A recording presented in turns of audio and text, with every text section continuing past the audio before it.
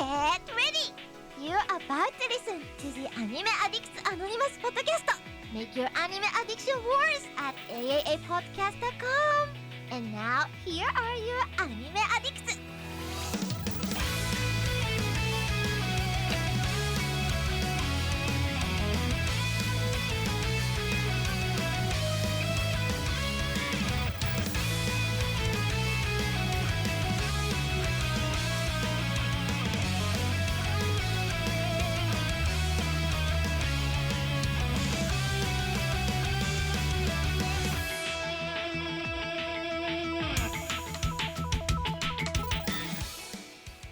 And welcome to the 726th episode of the Anime Addicts Anonymous podcast. My name's Caroline, and with me today we have Mason. Hello, Mason. That's me. So Mason. put in the what accent are you putting on it? Is it a tilde? No, it's probably Is it squiggly. an umlaut? All right, and we also have Mitsugi in his winter hat because it do be chilly in Colorado. Well, I am bald also, so... And bald. Yeah, it snowed like 8 inches yesterday or some shit, and then or for 8 hours rather, and it was like that snow that's half snow, half rain, so it's all slushy and freezing, and it just like, nothing like taking your dog out to take a shit, and with a bald head, and the snow is just Sounds like ravaging you. a lot of fun. Meanwhile, it's here great. It's like a high in the 70s, a little bit humid today. We got some rain coming in on the East Coast. So yeah, very different. Well, I would like to thank you for joining us today on the AAA podcast. Also, thanks to all of our supporters on iTunes giving us reviews. We love to see them, especially if they are 5 stars. Also, thanks to our members on Patreon and also just our regular subscribers on aapodcast.com/join. You can get bonus content like our Hobby Addicts that we just recorded. And also the supporters that just listen live every Sunday at 5 p.m. EDT. We are also on Twitter, otherwise known as X, TikTok, Facebook, Instagram, Discord. If you want to join us at aaadiscord.com, we'd love to have you. And we also got our merch store, aaashop.info, where you can find a sweet Truckoon t-shirt that I made recently. You know you're going to want that Truckoon. And let's talk about what we have coming up in the episode today. Would you like to explain anime alphabet, Mason? Because I still don't get it. I probably did it wrong. We'll explain it when we get to it, but we're going to do the alphabet. For those of you who don't know your ABCs. Yes. Well, we're only even doing half of our alphabet today, so... If that. We'll see how long it takes to get to it. We also have, what is it, our second round of Spring Impressions, right? Yep. We're going to be talking about Kaiju number 8, Rinkai, Train to the End of the World, The Many Sides of Voice Actor Radio, Oitonbu/Bartender. Oh, yeah, we're going to do... You got to say it. We're doing say it very funnily. Say it as funny as you can for Oitonbo. Well, we're not going to do that I don't today. even know what that is. Oh, never mind. We're doing Bartender. Oitonbo. Okay, so that's not on the docket today. But Bartender is. Also, girls band Cry. Anybody else want to talk before we get into our big news of the week? Can our main topic next week just be 40 minutes of us saying Oitonbo as silly as possible? Yeah. I don't know. Okay. Her name is really on the board. Put it. Yeah, that's really her name. So. Okay. Nope, nothing from Let's here. do it.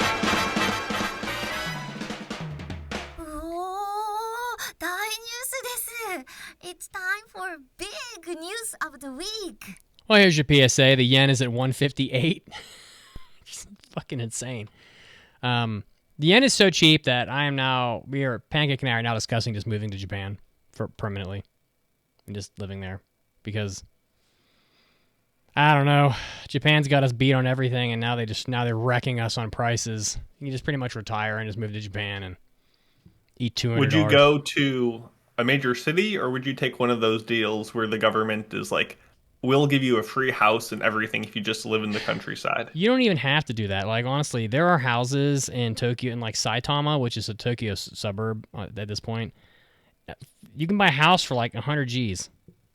It's like the cheapest shit ever. I mean, I don't know where else you're going to find it. You're not going to find a house anywhere in America for 100K. So, but you can just go to Japan right now, buy a house for 100K, and just never work again, and just fuck off forever and just eat $200 sushi meals for like $40. That's kind of reality. That's where they are at the moment. 158. I doubt the yen has ever been this weak against the dollar ever. If people aren't going to Japan right now, and you've been like wanting to, and you have the means, you're just foolish. Honestly, at this point, you should just or at least go. putting money into a system that holds it at this 158. Like rate. why? Like Wise.com. Oh my goodness. Not a sponsor of this podcast. Oh, wait a second. Wait for it. Oh, Wise.com. Still not sponsored. Not sponsored, but but I have a promo code that'll get you a free exchange. So if you go to the Discord, you can DM me. Literally, this is the best way to take out money in Japan. This is a total like non sequitur, but like honestly, every 7-Eleven takes this card and they charge almost nothing to exchange money. Literally, it's like 0.8% on the rate, which is impossible. A bank will charge you like 9%.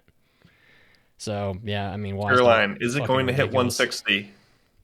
In your professional opinion, I want to see it. It might have already done it. I want to see it. Smash! She's like Kramer. She's smashing her button. There Bam, bam, bam! 160. I see it. It's fucking insane. I mean, like, bro. I mean, honestly, I can't even put that in terms that people can comprehend at this point. I don't know. It's blowing my mind. Like, you can pretty much, like, you would go to a bar and order a drink, and it would be like $3. And Japan just is better than the U.S. in almost every way. Their society's cleaner. The people are friendlier. There's less crime. The trains run perfectly. There's not so much political bullshit fighting all the time. People are just happy. I don't know. Let's move to Japan. And I looked it up, and this is the last thing I'll say. Foreigners have the exact same property rights as Japanese people, so you can easily just buy a house in Japan as a foreigner. You don't have to do anything special, nothing. You might have to hire someone on like Etsy or like Fiverr to walk around with you and help translate your way through like the paperwork for like maybe $2,000. But like honestly, you can get a translator off of Etsy. You buy a little crocheted a notebook of Nihon to English. Whatever. You go to Fiverr. You can, it's the same guy, the same type of person who bought my Ghibli tickets for the museum because they were impossible to acquire. He upcharged me, but like that guy would probably for like $1,500. He'd probably walk around with you for like 5 days and get your house, your registration, your fucking honko, your cell phone, your electric setup, everything. They probably have people that do that, and honestly, at 158 to the dollar, you may as well just, if you're like 50 and you want to retire, you may as well just move to Japan and do it now, because you're accelerating your retirement by 10 years. Oh, and healthcare costs like nothing. It's like free in Japan practically, but you don't have to wait 10 months.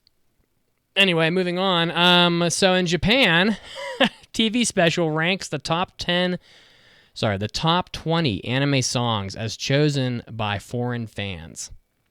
So, I guess these are, I thought they were Japanese people, but then based on that article, I guess they're not. So this is foreigners.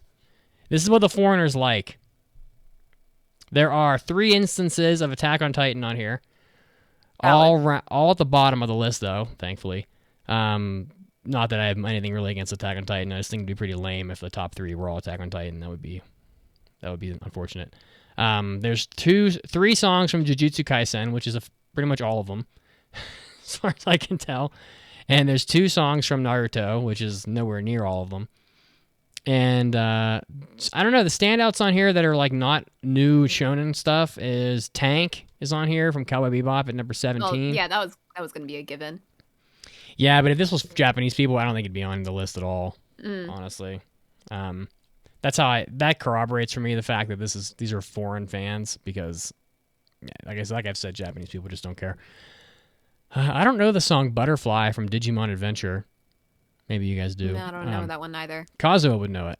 He's a Digimon guy. Chala Head Chala is on here, number 13, which I think is pretty low for Chala Head Chala. Honestly, I thought that'd be kind of higher, but. We Are from One Piece is number 8. No, I don't know that one, but.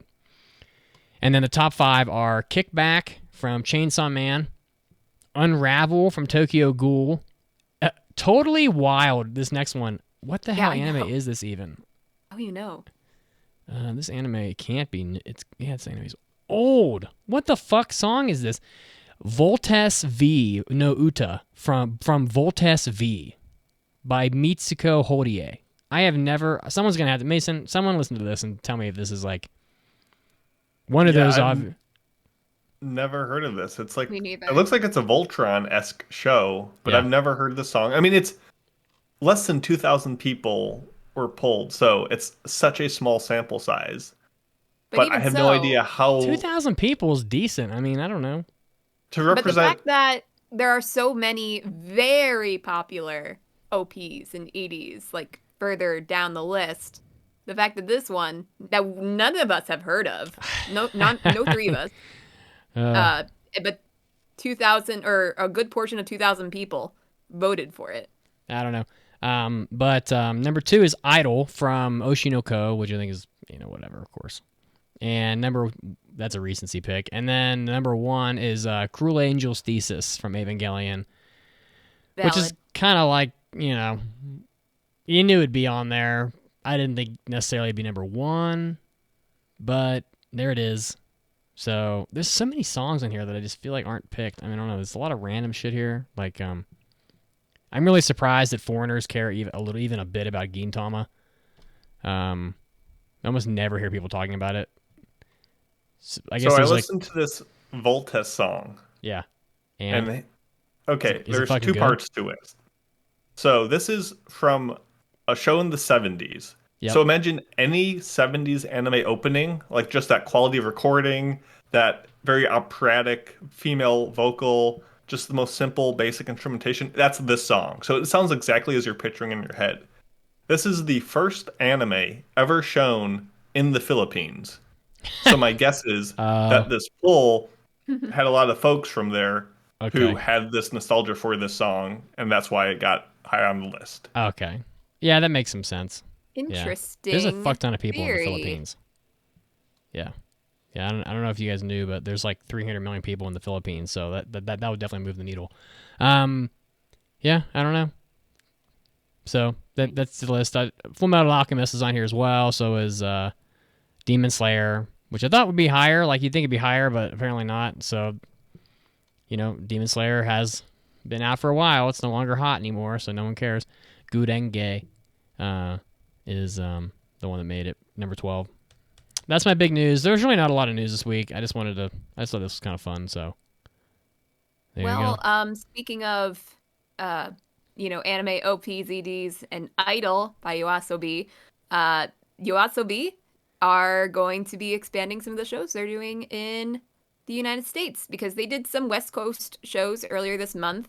They're going to be heading to the East Coast as well this summer.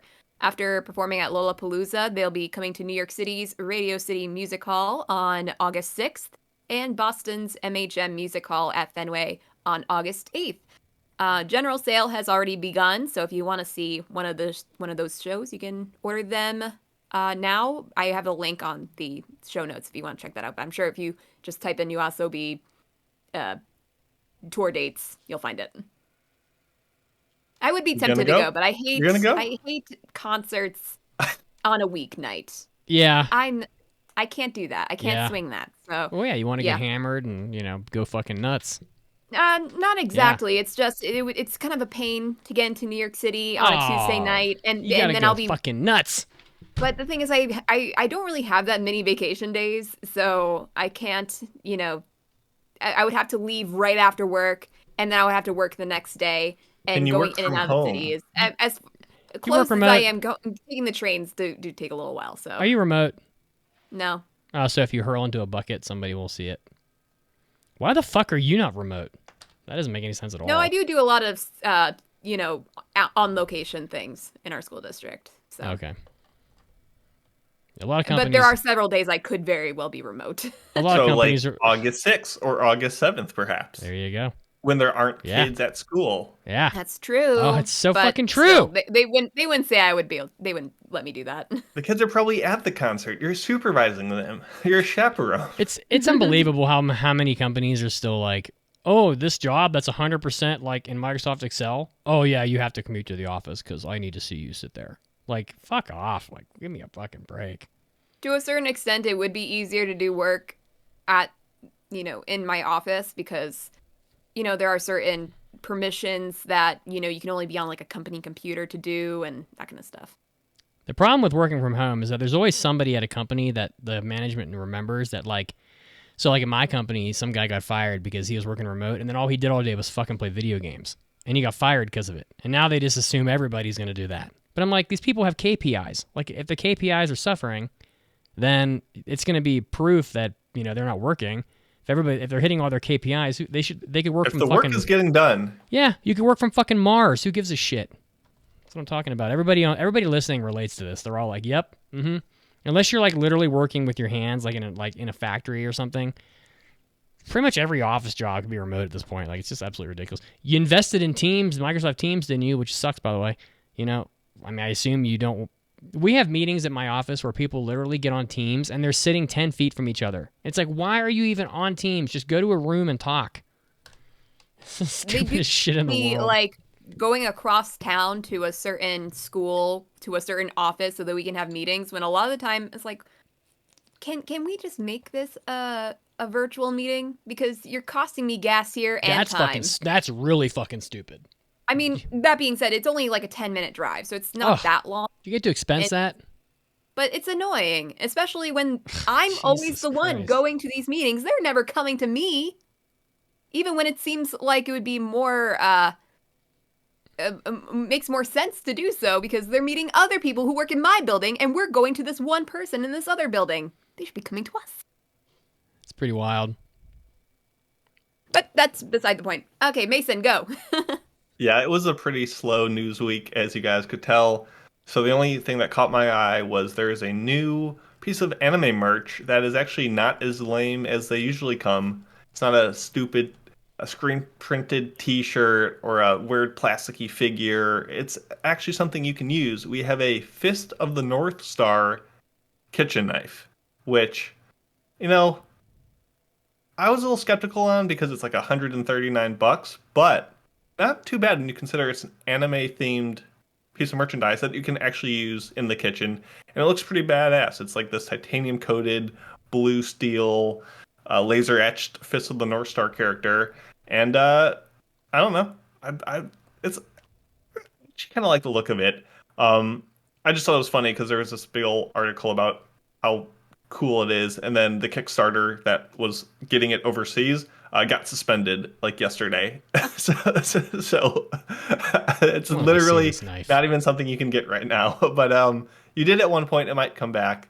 But as far as anime merch goes, it's pretty unique. And I don't know. Yeah, like looking at it, it's kind of cool. But I don't know. I'm not with this kind of stuff. I wonder how good the quality of the knife is. I mean, it's from like an actual branded knife maker. So. Oh, okay. But I also love how in the tweet that is in this article, they show some pictures of it being used in action. And it's a picture of the knife sitting next to like a cut loaf of bread. There's no way this knife is cutting bread. Like, no, it's called a Santoku knife, which is like a kind of Japanese version of a kitchen knife. So it's used for like vegetables, fish, and meat. It's not serrated like what you want for cutting bread. Yeah. You're just not. Lies. So I have nothing this week. Good day. Go home. Let's get to our main topic. I think all these articles are hilarious when they have the yen in them now because the yen is changing so fast that even this article is out of date. So it says this thing's $122 from 6 days ago. Wrong. It's not. It's cheaper than that. I'm fucking believable. Though maybe it's right when people are listening to us. Who knows? People are literally going to look up articles on shit. They're going to read this article from like 3 years ago about some like JoJo shoe or something, and it's going to be like, this shoe is 10,000 yen or $100 because it's 100 to 1. It's like, nope. Try $60. $60, yeah. God but it's like what we do when we read stuff, and it's like, back in my day, I went to a baseball game for 2 nickels and had a... You know, we're like, oh my goodness, inflation and stuff. But this is, I get it. It's different. But it's literally it's cheaper in Japan now than it was there 30 years ago. Like factually. How do you even wrap your head around that? I can't wrap my head around anything because that seems physically impossible. I mean, Japan has really no inflation and it hasn't for a long time, and now they have a weak as fuck currency. So as long as you're earning money in dollars, it's like fucking free for all. Well, you can't trust numbers. They're all made up. They're constantly changing. Well, yeah, the yen is the alphabet. Yes, good segue. Because that's not nearly as made up. It's pretty No, static. no, I it's heard not the alphabet. artificial in the slightest. I heard the alphabet doesn't change much; stays the same. Yeah, well, sometimes they introduce a new one to try to jazz it up, but it never really takes well. All right, You so guys ever yeah. read Pig Latin? so explain this I topic. never quite understood Pig Latin. Yeah, so the alphabet, I don't know, it just seemed like a fun little game where essentially the point of it is each of us have picked one anime per letter that we hold dear, that we want to put on a pedestal, that defines our taste, is a gee. certified banger, just highlight show that you're like, the best A show that I've seen. I want people to know about this.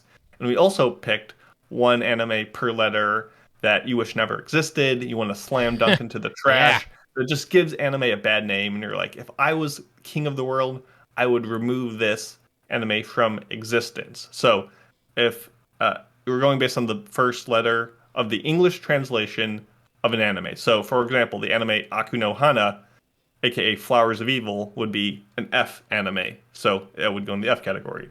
So I think we had different ways of how we did our list because this was kind of a last second decision. We'll get through as many letters as we can. So, Mitz, give us your rules, your mindset of how you made your list. Yeah. I just picked shows that I thought were good and then fucking terrible. But I tried to not be super obvious about the good ones. Like I tried to not. I didn't want to pick like 12 Kingdoms and all this other shit that everybody knows I already like. Okay. We are not going down to tea. Yeah, we're not, and I'm not gonna talk very much about these because we're never gonna get to this topic. If we do, but for number A, I think number A. So for number A. Jesus. Air is a pretty good anime. It's a visual key visual arts show. It's pretty old at this point, probably close to 20 years old, but very sad. It has that classic key visual arts art style. It's super hardcore depressing. A lot like Clannad is depressing. It's the same people that did Clannad. It'll wreck you. It's not a masterpiece, but it is good. I wouldn't say it's the best thing, but it's good. It's probably got an 8 on my anime list, I had to guess. And for the not good, Amnesia, because that anime, Jesus, I was gonna put another because that anime also sucks. But there are some people almost had that on my list. but there are some people that actually like that show because I don't know why. But Amnesia's that show. I think another is like an example of it being bad, but some people find it bad enough to be entertaining. Well, Amnesia's some girl like fucking trash light novel where some girl gets like abducted and put in a cage and all the boys are super sexy, so it's supposed to be like hot. Like I don't know, it's fucking terrible. I don't know who enjoys Amnesia, but I don't want to be your friend if you like that anime. What did you guys pick? Well, so I took a different kind of approach to this. Kind of accidentally because I thought we were going to be a little special with how we made our lists, especially since we don't want to be talking about the same anime over and over again. So I'm like, okay, let me think of some qualifiers to make my list more specific. So it's not necessarily good and not good anime. I made lists of anime that I expected to be bad, but I actually liked, and vice versa. Okay. And some of these are not that extreme. Like some of these I'm like, oh, I thought this. It's not as if I thought this anime was gonna be bad, but I thought I wasn't gonna like it, and kind of things like that. So for the anime that I thought was bad / would dislike, but was good / liked, this one goes to A Sister's All You Need. Jeez. I like how in my head I never watched I'm like, that. oh, this topic will be about, you get one show that like is the show of the A's, and you have to pick through. Oh, am I going to go with Akira? Am I going to go with Air? Am I going to go with this show? And you just really have to, But you also find the said pinnacle. Don't pick the ones you always talk about. I So said already it was going to be not accurate. So I never said tell me about A Sister's All You Need. Why is this a good show? Okay. So A Sister's All You Need can be a really weird show. It's kind of sexual. It is a sister show. It's about a writer who is a ciscon, and all of his light novels or whatever he's writing involves ciscons and that kind of stuff. So he's weird, but his friend group is so interesting because we got multiple writers of different things. One guy has an anime coming out, so he's dealing with that. One writer is really attracted to the main guy and is constantly naked because she has to be naked to write her shows. She's also doing several. What? Yeah, that's her. Wait, that's whoa, her whoa, Lack thing. of clothes is all you need. You understand, Mitz.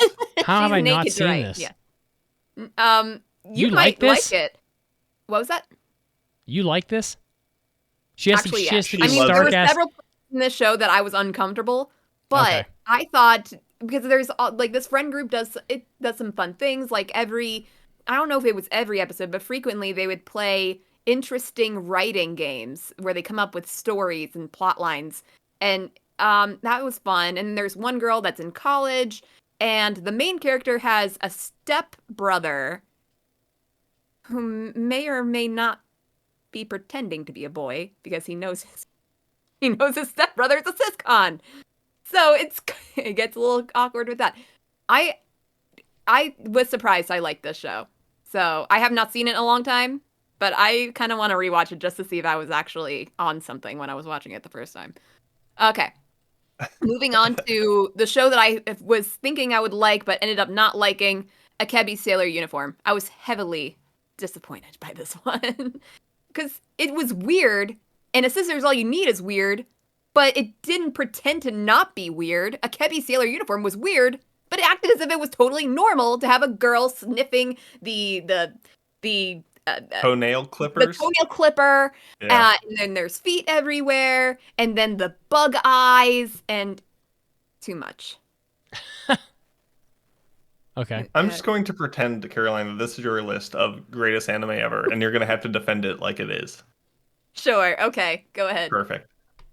So yeah, for the A's, this was tricky. There's a lot of shows for A's. You have Attack on Titan, you have Agretzko, you have a bunch of classics that I could have gone with, Ashita no Joe, but at the end of the day, I picked Asobi Asobase, which is just kind of my way of confirming to myself that sometimes comedy anime can actually be funny, and they're rare because just like we often say, oh, anime can't be scary, anime comedy never works, but when they do, they really land. This show is complete wild, it's nightmare fuel and engaging and just wacky on all fronts, and it just works for me, so I really enjoy it.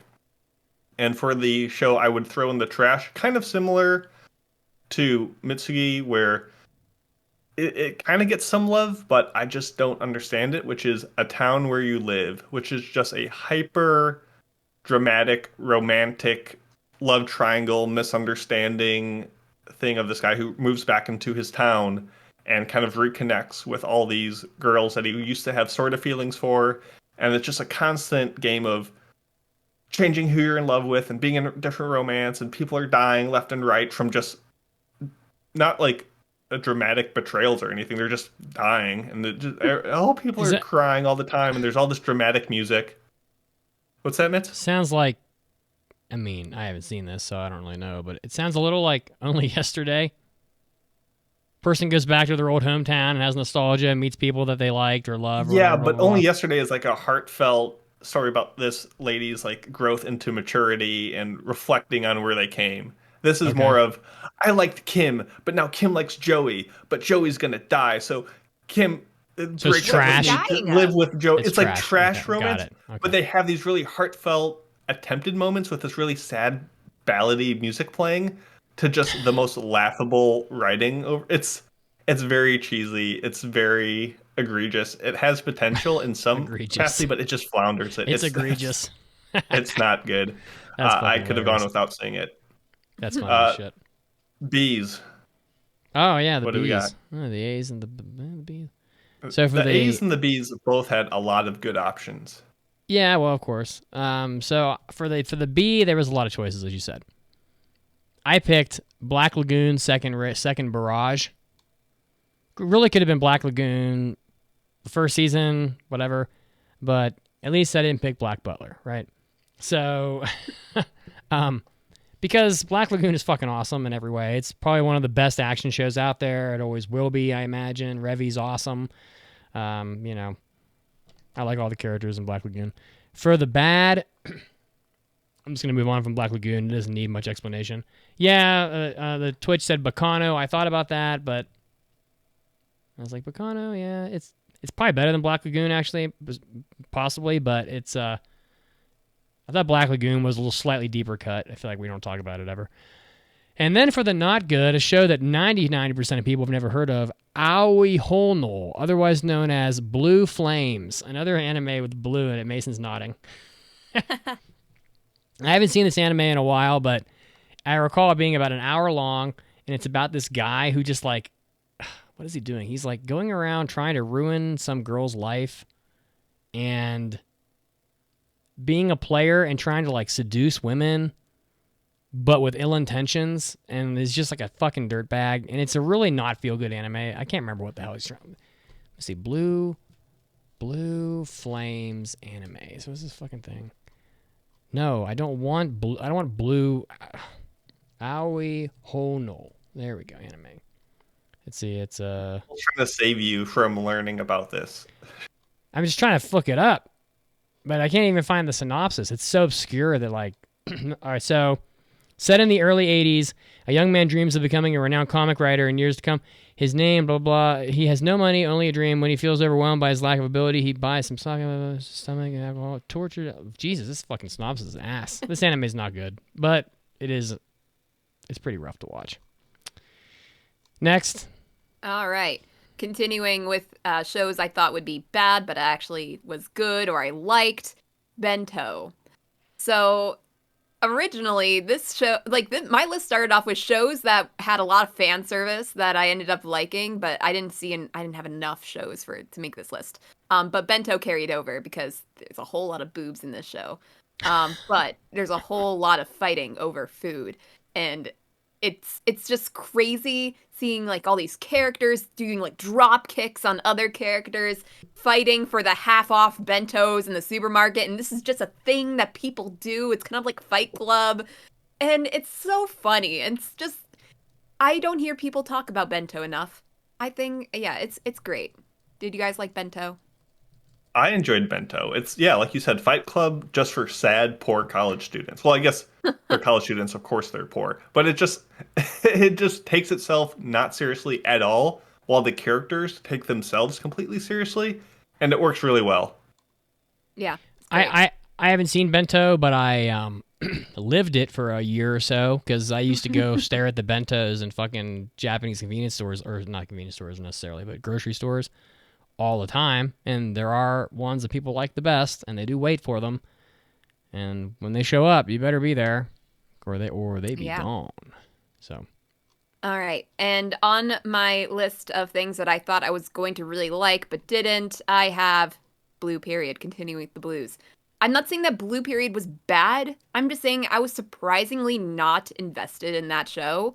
I also did not really love how the main character was just never had any experience or interest in doing art, but then all of a sudden is this great artist. And yeah, I know there was a bit of training that he did going into it, but still, the fact that he made this drastic life decision to pursue art so quickly before he had even did it as like a passion or anything, it's just, I didn't really like that. And frankly, it was kind of forgettable for me. So yeah, was a little bit disappointed by Blue Period.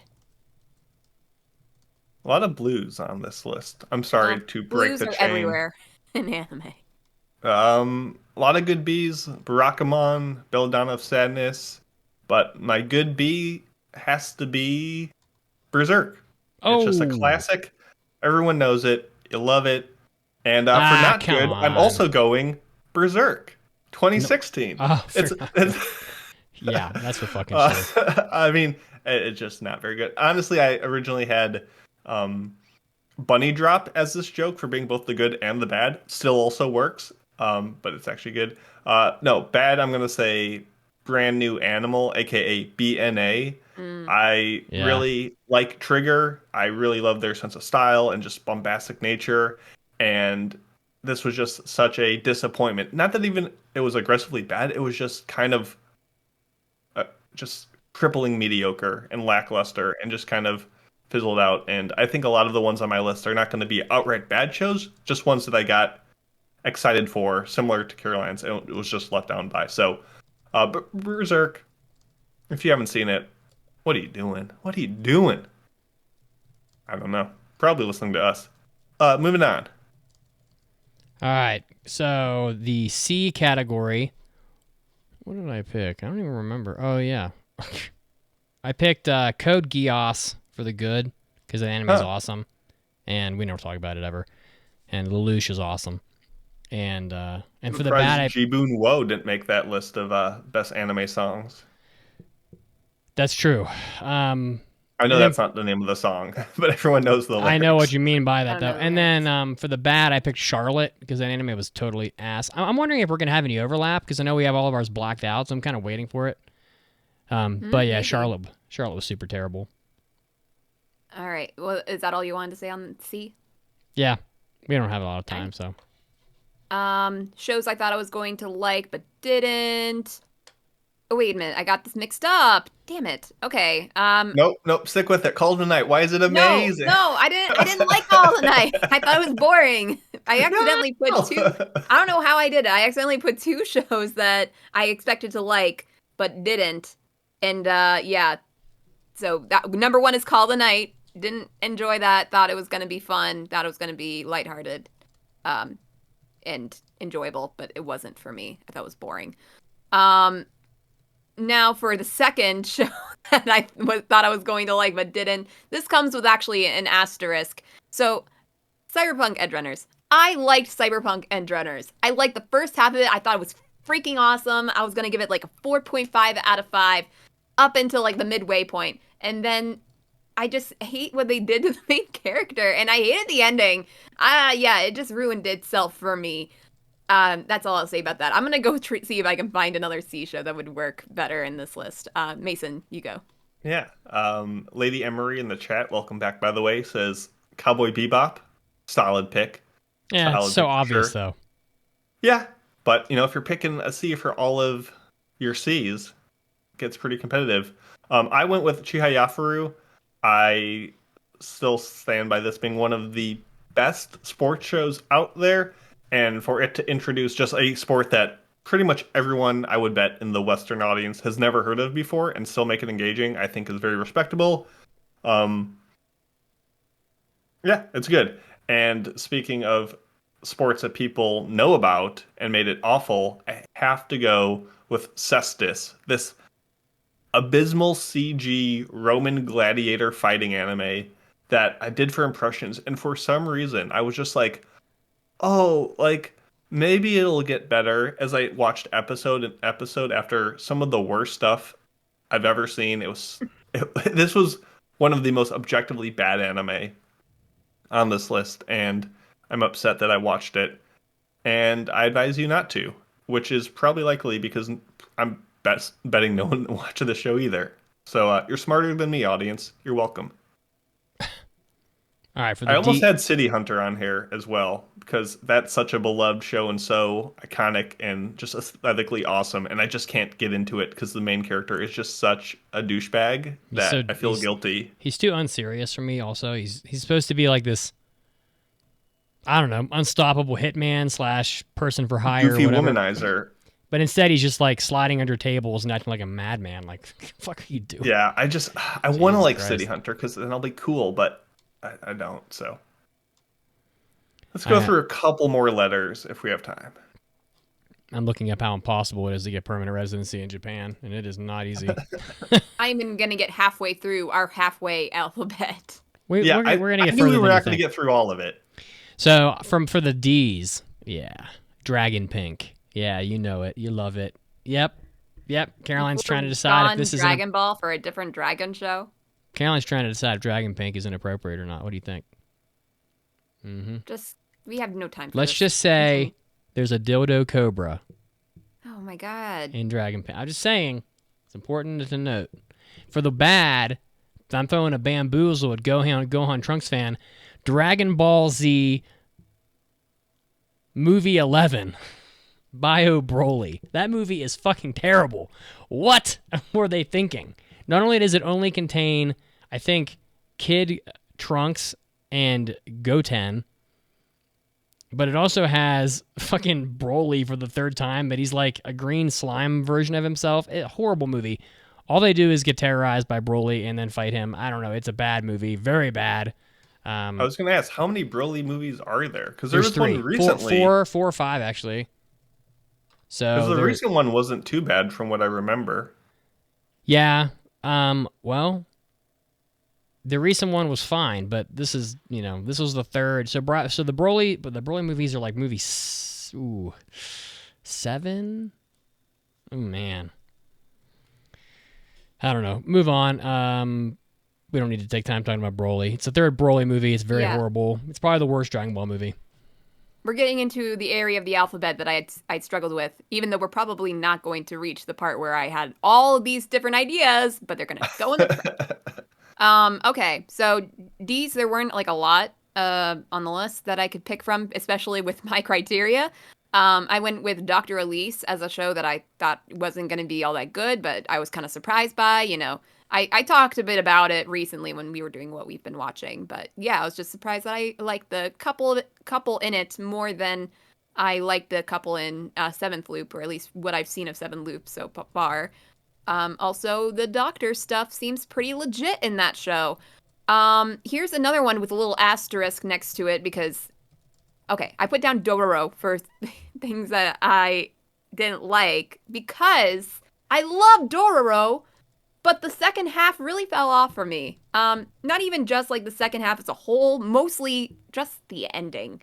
And then there were a couple episodes I wasn't loving. The first half of Dororo, awesome. I give it a good score, and I will say that I love Dororo, but I'm going to say was really disappointed by the ending. Ending half, I'll say. Yeah, Mason? that's fair. Yeah, D has some great ones from Descending Stories, Rakugo Shinju, the second season of it, which is a certified classic in my book. The Death Billiards and Death Parade combo, I think, is a great series.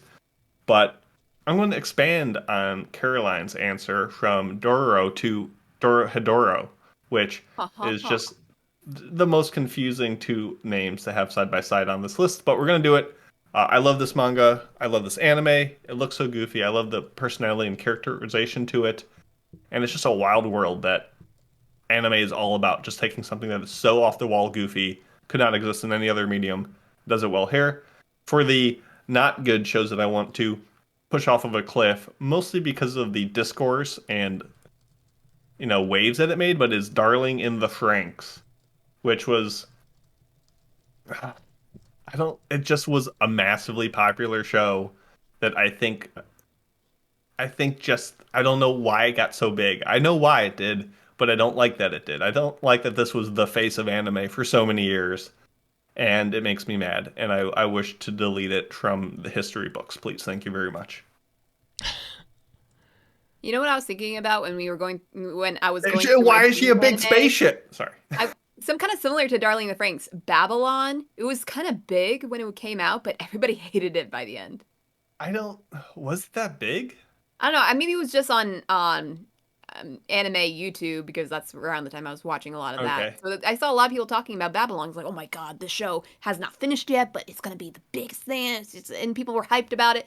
Meanwhile, I'm just like, oh, it doesn't really seem that interesting. But I started watching it, and I'm even watching the first half. I'm like, doesn't seem that great. And then the ending shit the bed. And I'm like, I told you guys, I told you so. I don't want to spoil my next pick too much, but I think Babylon, if it was as big as you're saying, probably tapped into that sort of pseudo intellectual philosophical edginess that gets, I'm a 400 IQ anime watcher, and this is really for the smart, intelligent watcher, and wasn't. So maybe. But what do you have for E, Mitz? So for E, I have Electromagnetic Girlfriend for The Good, which is a horror show that's 2-episode OVA. Extremely good. I don't know where you would find that, but I recommend watching it. It's called Denpateki Nakanojo in Japanese, and it's extremely solid. It's pretty twisted at times, but it's not too terrible. Definitely recommend that. It'd be a great Halloween anime. And of course, for the bad, it's got to be X-Arm. Simply for the friggin' animation alone in that, it was just abysmal. Honestly, very difficult to even watch when it's that hideous. And it kind of reminded me of the Rinkai anime we're going to talk about later at times. So, but not as bad as X-Arm.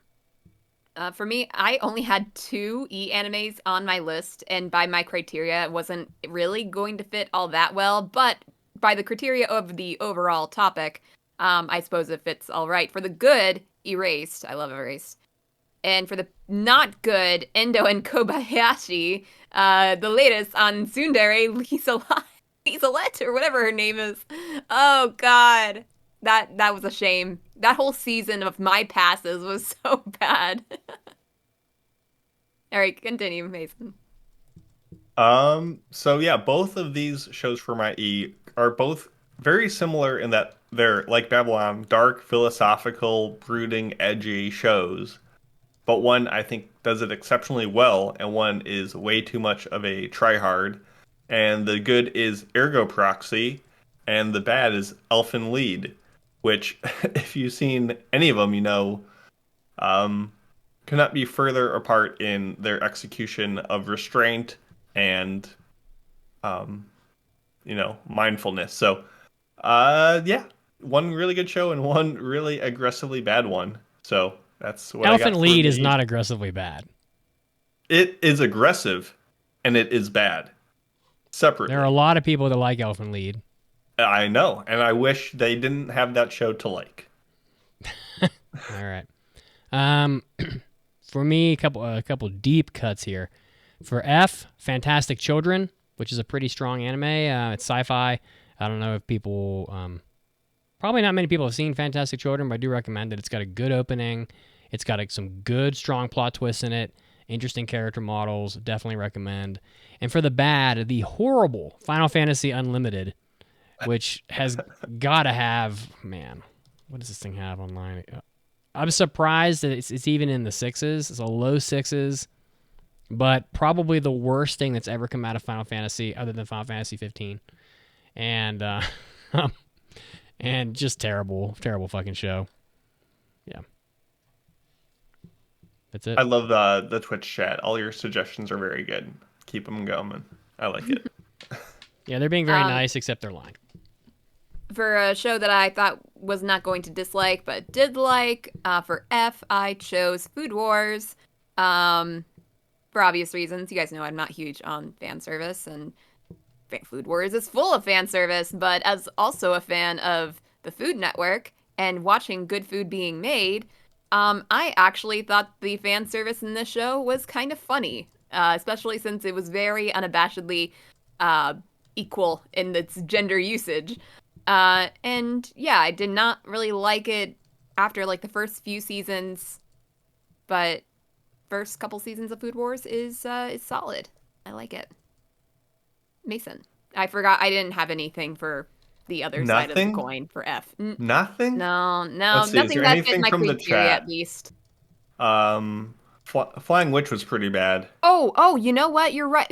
Lady Emery just reminded me of it. Yeah, Flying Witch, that fits. Was not huge on Flying Witch. Let's I see. thought I was Flip gonna like it, Flapper but is I a good didn't. show. Fruit Spacks, good, that's a solid choice. Yeah, F is chock full of great shows, from Full Metal Alchemist to Frieren. I gotta go with Fooly Cooly. Obligatory Mason comment. Oh man, We don't need to what a dedicated fan. listen. I don't need to say any more because this is not your first time listening to this show. And for bad, I'm gonna go with the disappointing Farewell, My Dear Kramer. This is the ladies soccer anime that just was so gutted for animation and budget that it just looked so bad. Once again, had potential, well loved manga. The movie that it got later with some animation definitely assisted it, but it was borderline unwatchable for pretty much all episodes that it existed under. So that was pretty disappointing. So, yeah, please go away. I don't like that show. All right, so for G, I did the same thing. I went with Golden Boy. It's so good. You can't not pick it. It's those couple episode OVAs, my guy. Yeah, They I just saw tap into that primal current. a YouTube thing about Golden Boy the other day because apparently the manga goes way further and it gets super more raunchy, like not even like way raunchier, which is pretty remarkable because I mean that motorcycle episode is pretty rough. Golden Boy, the funniest anime I've ever seen, bar none. I will always love it. And for the bad, a Godzilla Singular Point, because I just have no patience for technobabble at all. Like, get that away from me. I don't know. Can't handle it. Okay, yeah. Me for the G's, I could not think of one that I thought was going to be bad, but actually turned out good. I did think of one that I thought I was going to really like, but ended up not loving. Not saying it's bad, but I wasn't feeling it. Gurren Lagann. No, I almost know. had that as my G1. for the good. Yeah. Yeah, I know it's a big thing. Here's the thing. I guess I just don't like any mecha. I have yet to come across a mecha show that I'm like, oh my god, I love this show. It's usually I'm kind of lukewarm about it or don't like at all. Gurren Lagann, I'm more on the lukewarm side. There were points of it I liked, but overall, just did not hit for me. That's fair. That's fair. Too much digging. It's totally memeable. I love the memes. Yeah. It's got spirit. So for my good in the G, originally I was going to do Ghost in the Shell, but I was really trying to not pick movies on this list because I feel like movies just have more of an unfair advantage in my headspace of being very memorable and pedestal worthy. So instead, I'm just going to do Ghost in the Shell, the TV series, because that was also still really amazing and solid and just continued to make that franchise and series really well-rounded and versed. And I like how they took it in a different direction. So yeah, Ghost in the Shell is amazing, no matter which way you watch it. Maybe not the new 2045, whatever it is, but OG Ghost in the Shell, good stuff. For bad, not good, oh, there's so much to choose from. You could choose the disappointingness of Guilty Crown. You could do the love decahedron pentagram that is Gamers. You could do Gibiate to go with the X-arm that Mitz talked about earlier. There's so many that just all of them wholesale. Just we'd be better without as a society. And I'm gonna go with Gamers at the end. That was just the peak of the annoying rom-com triangle taken to the extreme. And right. Yeah, Keeping it maybe moving. one more. Maybe one more here. Keeping it moving with the H's. Listen, it's got to be Harem Labyrinth in Another World. It's Roxanne all day, every day. I mean, come on. She got her own 3-hour ASMR product this to buy because people love Roxanne. They love it. They love they love the booty is what they love. And she was cheeked up.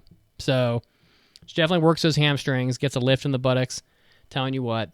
Yep, indeed. Doing the squats. And for the bad, I went with Hanebado because I'm just very tired of sports anime featuring mostly or entirely women because, as you will hear later, they are just routinely bad. So I don't know why they can't figure this out. It's not hard. Why can't they figure it out? I liked the beginning of Hanebado. But it's like... It looked good. It had potential. It was about the sport. And then halfway through, they're like, you know what? Let's have some weird supernatural powers and weird relationship, like drama, and just all this weird stuff that distracted from the sport I was there to watch. It was so disappointing. Lady Emery is so funny. She's like, Mitz and I are total opposites. I had Harem in the Labyrinth as my bad. I'm like, this is obviously a joke. I'm making a joke, obviously. I mean, just a joke to you, it's just a joke. This is, seriously. Yeah, we'll talk about sports anime with girls later, but I just don't. It's the same as with guys. It's just another gender. Honestly, why can you not fuck this up? I don't understand, but yeah. Continue. I don't know. I feel like I am going to get a lot of heat for this one. So a show that thought I was not going to like, but ended up liking just a smidgen more than I probably should have. And I'm not saying I love this show, but I'm saying that I surprisingly found things to like about it. Happy Sugar Life. It is a show about this insane girl who finds this little girl, like she's like, I don't know, 7, 8, adorable. She's so cute. And this teenage girl finds her, she's like abandoned for some reason, I forget why. But she decides to take her in as kind of like a little sister, might have like more uncomfortable feelings towards this little girl, but she's kind of like a yandere, so she's trying to keep other people from like taking the girl from her, and so that they can have their happy sugar life in their house. And yeah, so yandere things happen, but it's all in pursuit of, you know, having this little girl stay in her life. Surprisingly entertaining. It's not good. It's surprisingly entertaining for me. Yeah, don't criticize me about that. On the other side of the coin, something I thought I was going to like but didn't. Hanasaku Iroha. And I just find it funny because I put it next to Happy Sugar Life. Yeah, that's Happy Sugar the comedy. in front of it. Hanasaku Iroha is it's a fine anime about a girl who is working in her, I think, grandmother's bathhouse, spa, whatever. Ryokan thing. Yeah. That anime's awesome. And I should like it. I just you don't like it? I don't. It's in like your the bad characters. Category. Yeah. The How is myth that? slowly dawning. Oh my goodness. What? I just didn't. You have Gurren. Wait a second. Wait a minute. She has This is the most- Iroha in the bad category. These are not and Happy necessarily Sugar Life bad in the shows. good They're category. shows I didn't like, The- or I didn't like as much as I should have. Hanasaku Iroha, I really did not like, actually. Not the worst anime I've ever seen, but I thought I was going to like it, and it was such a disappointment to me. Oh, I see. You play it by different People are rules. think I'm going crazy because of my list. Sorry, guys. Well, yeah. I mean, you got Gurren Lagann in the bad also. People worship that. I've given the little asterisk. That is why it's there. Oh, why didn't you pick Asterisk War for your good show? I've never seen that. Oh, it's not good. The women, they tore at their hair and beat at their chest when Kamina died. And the men, they're still masturbating to Yoko. So I was sad when Kamina died. See? But you have to agree. You have to tear at agree your that hair Gurren Lagann like went the off the Romans? deep end and jumped the shark at the end. Oh, I hate Super Robot. I think it's the dumbest thing ever.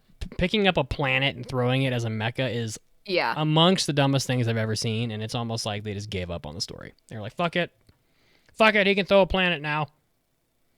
Like, I just nope, want to tell actually, people this to makes no take sense. my list with a grain of salt and the specific conditions I gave these picks. That's How do we have Mason broke the rules on this next one? How do we not have a single overlap? Go ahead, Mason. We broke the rules. I broke the rules. There You were did. so many good ones to have for H. You know, you have Harem Labyrinth in Another World. You have Heavenly Delusion. You Yeah. have Toge Mono. Oh yeah, You have Haiku. yeah, but Hajime no Great. Ippo is not the English stuff. title. But it is the translated title on English stuff. It's not like The Fighting or whatever. What? It's called Fighting Spirit. Nobody calls it that. It's called Hajime no Ippo on the websites that you go anywhere. I'm gonna type Like Fighting, the sequels are called Fighting Spirit. I'm gonna type Fighting Spirit anime. I really don't care. I'm gonna look up Hajime no Ippo. Let's see. It came up. It came right up as Fighting Spirit, so I don't know. It came right up as like you on Crunchyroll. It's called Hajime no Ippo. You go on my anime list. It's called Oh, technically on Fighting Spirit. It's called Fighting Spirit on Mel. Technically on Wikipedia, it's called The First Step, which is literally what a Hajime no Ippo means, which is a dumb fucking title. But So yeah, if we're calling it that, it's Hajime no Ippo. You know, Chihayafuru, one of the great sports anime.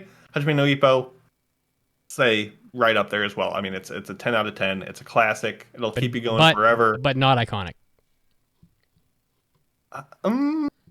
Ippo is. You guys threw poor Ippo in the garbage. Did you even bring up Ippo? I did. Oh, well, I don't remember. Yeah, it came and went like the wind. Oh, well, Ippo's pretty. I mean, also I messed up Oh. on that episode because you brought up Detective Conan, and in my head, I was just so much associating you saying Conan with Future Boy Conan For the because longest time, I thought those two things were the same. like I was like, oh, he's talking about Future Boy Conan, and I was like, oh, well, Future Boy Conan, it's pretty cool but not iconic. And I was like, oh, it's something about First Miyazaki, and you gave me a look, and I just didn't register that you were saying Detective Conan. You said Detective Conan, I just didn't register it, and like later that night, I was like, oh, he was talking about the other Conan. Yeah, he's pretty iconic. What other Ippo's Conan awesome. is there? Future Boy Conan. No, I specifically said I Detective know. Conan. You were I know, but listening, I Mitzi. couldn't fathom you talking about this little pipsqueak of a boy. Wow. I thought you were talking about the other pipsqueak of a boy. And for the not good H's, I wanted to do something funny, but I couldn't not pick how a realist hero rebuilt the kingdom. You give something a 1 out of 10, it's probably not up your alley. And You this gave was it a not 1 the out of case. 10? It's pretty fucking good. That's Masterpiece. even lower than me. I gave it 2. So I those love were that our you put that list, on the list. A through H, of Caroline's favorite shows of all time. You have Happy Sugar Life, Dr. Elise, A Sister's All You Need, all the classics. And I don't think we need to say any more. So No, I really wish I could have gone through the rest of my list because I'm sure people would have loved to hear it.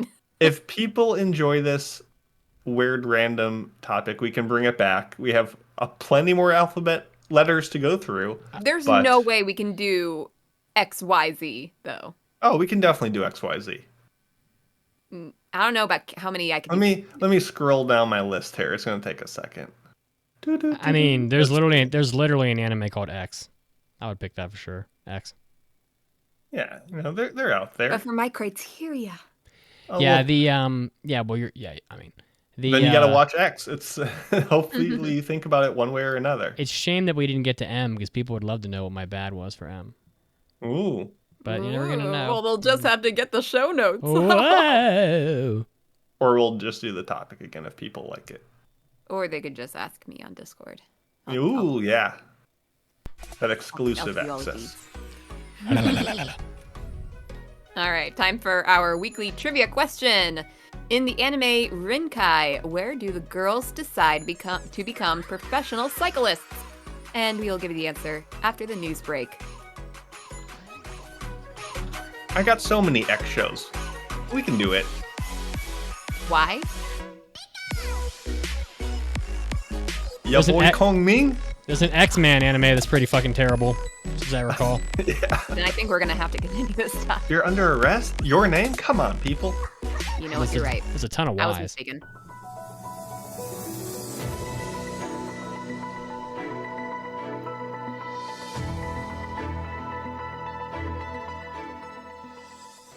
Hey, Anime Addicts, this is Mitsugi, and I'm bringing you your anime news break, getting us started off with a new anime that's coming out. It's called Ninja to Koroshiya no Futari Gurashi, or The Life of a Ninja and an Assassin. So this was announced recently on the production website for the anime. It's being done by Studio Shaft. The synopsis is about a female ninja who left her village with her comrades and finds herself living in Konoha, a high school girl working as an assassin in the city. Satoko possesses the ability to transform objects using ninjutsu, which catches Konoha's attention. They strike a deal. Konoha provides Satoko with a place to live in exchange for Satoko's help in cleaning up her assassination jobs. So it looks like some Moe blob crap. I mean, they're basically Moe blobs in the picture. So, but we'll have to see how this one pans out. It does look a little cute. Anime Shaft is a known studio, so we'll have to see. Look out for a ninja, The Life of a Ninja and an Assassin coming out. I can only imagine, at this point, I'm going to guess next year. They don't have a date, but that's what I would guess. Next up, Gohans, which I don't know what the hell Gohans has done exactly. They've produced not many anime, but they have Seito Kayaku Indomo. Just looking at their list here, Copelian. So a lot of anime here that we would say are pretty mid, but they have been around.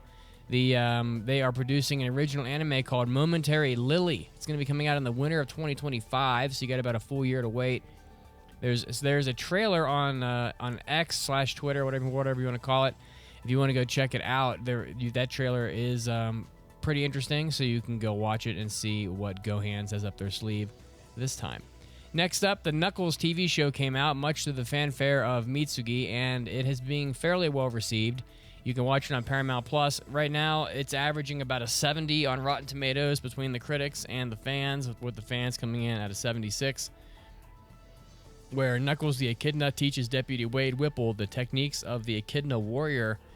Not really sure if Paramount releases all their episodes at once, but I am going to be checking this out because of, obviously, I love Knuckles. And last in the news, a new anime is coming out from the Quintessential Quintuplets manga. It's getting a honeymoon anime. So the 5th anniversary event, which was held in the Yokohama Arena, recently announced that this manga, Quintessential Quintuplets, is getting that new anime, the Gotobun no Hanayome. So it looks like there's some promo art with all of the quintessential girls all dressed up in wedding dresses, which looks really cute. They all have flowers in their hair. And I guess there's going to be another anime coming out. So look forward to more quintessential quintuplets if you're a fan of that property. It looks like Haruba personally drafted the original story concept and is supervising all aspects of this anime, which, by the way, is about Futaro and the quintessential quintuplets honeymoon trip. I guess he's going to marry all of them. Who could blame him? So we will see how that pans out probably really well when that anime releases. This is Mitsuki, and this was your anime news break. And now time to get back to the podcast.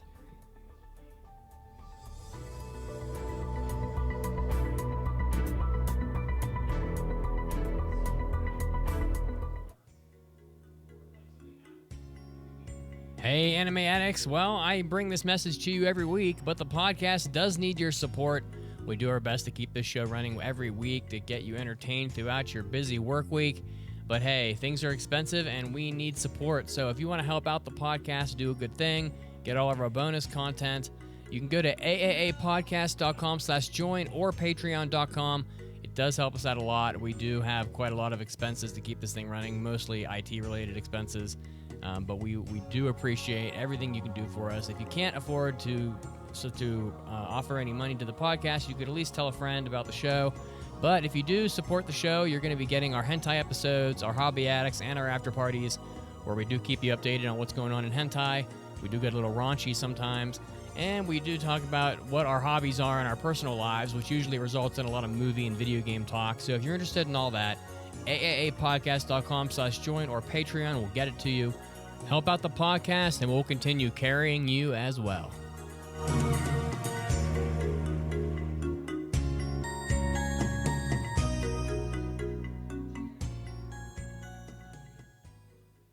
The Anime Addicts Anonymous podcast presents How Does Chiaki Play the Good Cop? I don't care how important what you are saying is in real life, in anime, in any media. I don't care how touching the music is or how the character relations are being developed. If you have a shot while this discussion or this meaning is being delivered or is taking place, and in the foreground of this shot, I have a bikini girl's ass in my face, it doesn't matter. It doesn't matter. It stops mattering. So if you want to have your message, have your message. If you want to have your bikinis, have your bikinis. But bikinis trump. She's still working on it. She really can't. She's not gonna. You can't play good cop at all. Back to the show.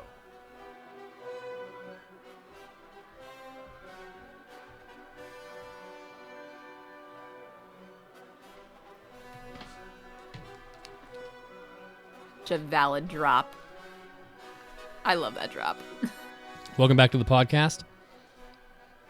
And the anime Rinkai. Stupid name. Where do they decide to become professional cyclists? This anime has the brain IQ of like a squirrel that's can't find the nuts in the tree. So they all decide they're going to become cyclists in an onsen. So there you go. There you go. No, the Twitch did the obvious move. They were like, oh, they probably decided while they were riding their bikes. No, most of these girls don't even ride bikes. They're just like, I'm going to become a cyclist. Okay, we'll talk about it in a minute. Like Blue Period. This anime can't be worse than that. Or it's blue. Let me rephrase that. Blue Period cannot be worse than this anime, and we're Probably still not not. on camera.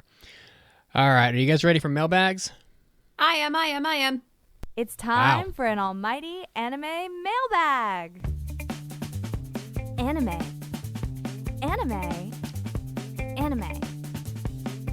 Mailbag. If you'd like to submit a mailbag, you can do so at AAApodcast.com. Just click on the mailbag button like Raggedy Doctor did. He says, "Hey there, hosts. I want to pick your poison. Would you rather watch a masterfully made anime that isn't your type of show, or would you rather watch a show that is exactly the type of show you love, but is of terrible quality? Basically, what matters more to you, the subject of an anime or the quality? Much love as always, Raggedy Doctor." Mitsugi. Yeah, so I will always pick, assuming quality means animation, I will always pick content over animation, always. It definitely doesn't just mean animation. Well, what does it mean? He didn't specify. Like the quality of the writing, characters, production, like the package of it. Well, I love Raggedy Doctor, but I'm going to say this is how can I have a show that is exactly my type of show that I love, but it has bad quality? Like a guilty pleasure. Gurizeni. Gurizeni's a great anime. Its quality's fine. It covers a lot of quality it. is not great. It's just about a topic you really enjoy. Well, so how's that different? I'd say the animation is poor. Well, it's not even poor. It's average, probably. Like, there's not much animation. It looks kind of stocky. The music isn't that engaging. Like, it's. I happen to love the theme song to Good as Any. But the music, okay, fair. But like, I can during sing the it show, right now. It's kind of whatever. In any event, it's going to be the first. I will definitely take the content and a show that is up my alley over an anime that is like boring, like Violet Evergarden. People were like, "Oh my god, it's so amazing! It looks so pretty." I'm like, this anime was so boring. I just wanted to like tear my eyes out. You're picking the second one. You want a show that's up your alley with questionable quality over a show. Yes, although I don't understand how a show can have terrible like directing and production and And be you still written like badly and still be up my alley. I'd be like, well, this is I agree. You're gonna end up in birdie wing territory where I love sports, but that anime was executed like a 5-year-old made it, and so I'm like, this is just stupid. That's kind of where I'm struggling with the question. Yeah, I kind of agree with that because if a show has really good quality, then I probably would enjoy watching it no matter what the subject matter is, and vice versa. But if I had to choose, then I picked something that was my type but bad quality. I don't know about terrible quality. Like if it's unwatchable quality, then I'm not going to enjoy watching it no matter what. But if it's of an okay quality, I would probably rather watch that than a show that is gorgeous but is of an okay plot to me. Besides, like, we already have to watch a ton of stuff of varying quality, so if I already like the plot but the quality isn't like amazing, it's just another day for us. So yeah, good quality would just be ding, like the cherry on top. Mason? I feel like the point of the question has been lost. I would pick the first. I would always rather pick a show that's well made with good production values and good quality that I don't care about, rather than a show that I think is like up my alley, quote unquote, that is lackluster in its production. So I am disagreeing with both of you, but Okay. on different grounds, I think. So it's kind of a weird question, but thank you very much. All right. Without further ado, let's get into our spring impressions. Today, we're going to be doing impressions. Impression time, believe it! Yay, it's my favorite.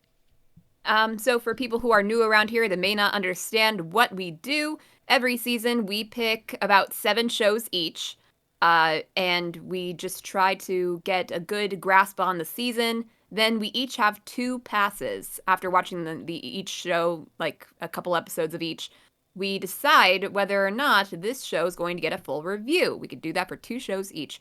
And then afterwards, we give it to the listeners to pick 3 more shows to add to our review roster. So far, we got Jellyfish Can't Swim in the Night and Spice and Wolf Merchant Meets the Wise Wolf. So without, let's head into our next round of impressions, starting off with who would like to go first? I can go first. Okay. So the first show we have today is Train to the End of the World, Shumatsu Train Doko a Oh, Iku. yeah. It's done by EMT Squared. It's on Crunchyroll, and it is an original. And I had high hopes for the show because it's directed by Tsutomu Mizushima, who did Shirobako, Girls in Panzer, and Joshiraku. And, a lot of those themes, especially the dialogue of Joshiraku, the character dichotomy of Shirobako, the girls in a mechanically moving vehicle operating it, like Girls in Panzer, it all comes through in this show. And there's a lot to like about it. Instead of your typical group of cute moe girls in a world where nothing happens, this is a group of cute moe girls in a world where everything is happening. So essentially the show kicks off with this reality-breaking invention of 7G. It's not 4G, it's not 5G, we're all the way up to 7G now. And they turn on 7G, they just hit the button and it enables it, and the entire fabric of the universe has been torn asunder. So folks are turning into objects, plants, or animals, depending on the region of Japan that they come from. Now we're in this lawless wasteland where these vagabond traveling caravans bring supplies from town to town. You have the Super Mario Odyssey Cappy-esque powers where you put a hat on someone and it transforms them into another. And it's weird. The show is just wild from the get-go. And essentially our main character, Chizuru, finds out that her long-missing friend is now located in Ikebukuro. And she's like, I want to go find my friend to make sure she's still doing okay, despite our world being broken. And what is normally a $10 train ride that takes about an hour on the Cebu Chichibu line takes this multi-week, month, year. I don't know how long this odyssey is to get there because the entire geography of Japan has been stretched. So now what should be a little trip is now this massive undertaking. And her 3 best friends just see her leaving on this train, and they're like, oh, where are you going? She's like, I'm going to Ikebukuro to see my friend. And they're like, okay, so they just jump on the train with no preparations, no food, no planning or anything, and realize a couple days later, they're like, oh, maybe we should have actually prepared for this in any way. Anyway, the show follows this sort of episodic but absurdist journey reminiscent of Magical Shopping Arcade Abenobashi and Humanity Has Declined, where they just make these stops at these various real-world towns across Japan where, they encounter just weird random stuff happening from these hippie people who are turning into mushroom-controlled death wishers to people who are, transforming into weird cattle to just random things where they are just like, huh, that's weird, and then they move on. So visually, the show is very solid. The mechanical operation of the train is top-notch, and it has a lot going for it. So I do recommend that people give Train to the End of the World a shot. It's engaging, it's interesting, it's unique.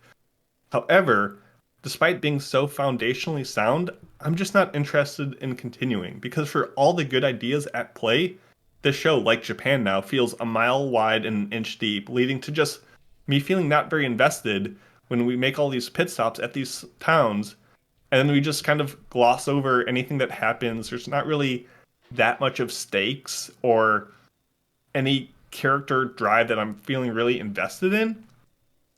And there's a lot of, realistic ways that I'm like, oh, how is the train still connected if the track is so long and now the world expands? If you think about it too hard, you're not supposed to think about it kind of thing. And the whole show feels like a fever dream, and it needs solid characters to keep that going.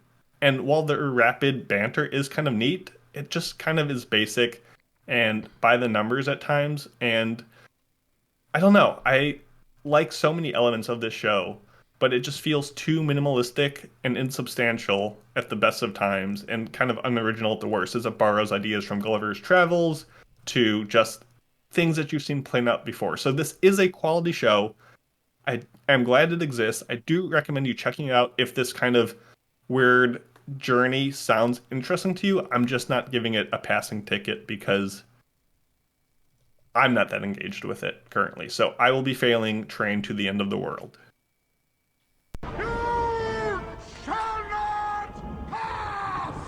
The train otaku Dog everywhere. character. Weep. Yeah, it's I don't know. It's has potential, and I would not be surprised if by episode 8 it turns into a very different show, and we come back to it. I'm like, oh, this is good now, awesome. But 3-4 episodes in, it's still not doing it for me. So I'm sorry. It's the quality of the dog in the show. Ooh, The very dog. floofy, very Floofy dog? chunky. Yeah, good doggo. If we had more doggo, and he's pretty prevalent in there. I'd pass it. I mean, there's a whole episode where they're wondering what this girl's hiding in her butt, so they What? got that going for it. You heard the man. What's next? Was she was hiding the dog in her butt? What? Okay. You up, wait, are you up, Carolina, or do you want me to go? I'm not elaborating no. further. Okay. My first show I'm going to talk about today is The Many Sides of Voice Actor Radio. So, let me get to my notes here. I believe this was number 4 on my list. So kind of in the middle there with my interest in it. It's done by Studio Connect, and it's based on a light novel. And here is the synopsis.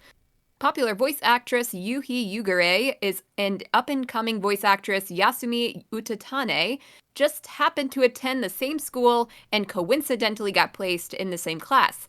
They are made the hosts of a weekly radio program due to this amazing ready-made premise. So they tell their listeners all about their friendship and the fun they have at school together. However, in reality, Yuhi is named Watanabe Chika and is generally standoffish and resents becoming a voice actress. And Yasumi is named Sato Yumiko and is an extroverted gyaru and is actually Jeez. struggling to find voice work. And they mutually hate each other. That is the premise of the show. So the world of voice acting, I thought, was really well represented in the show so far. We see the characters do their radio show, of course, as part of their jobs, but they are also doing live shows and idol performances and recording sessions. And seeing Yumiko's perspective as a struggling member of the business has been pretty interesting, as well as seeing her and other characters critique this career, because the other voice actress in the show, Chika, her mom is not all that thrilled she's a voice actress. But Yumiko's kind of talking to her and saying, like, yeah, you're right. It's not exactly the most reliable career. And they talk more about that, which was pretty interesting. There's a lot of back and forth between Chika and Yumiko, but in a good way, because they really don't like each other. But they do have moments of respect and support as colleagues. So they have a good mix in their relationship. However, in the most recent 3rd episode that I watched, they have a sleepover and they make really good progress in becoming closer and more respectful of each other. And then suddenly there's major whiplash because Yumiko says something really terrible to Chika the next day, basically. And that completely undoes their progress. It just was so unnatural and extreme and surprising. However, also in that 3rd episode, at the very end, there is a bit of a twist relating to what Yumiko says to Chika that kind of sets up the show to become something a little bit darker.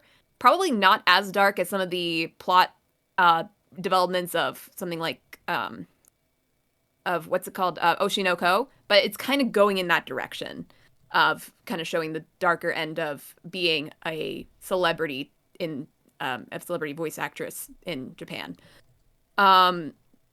What else on my list here of notes?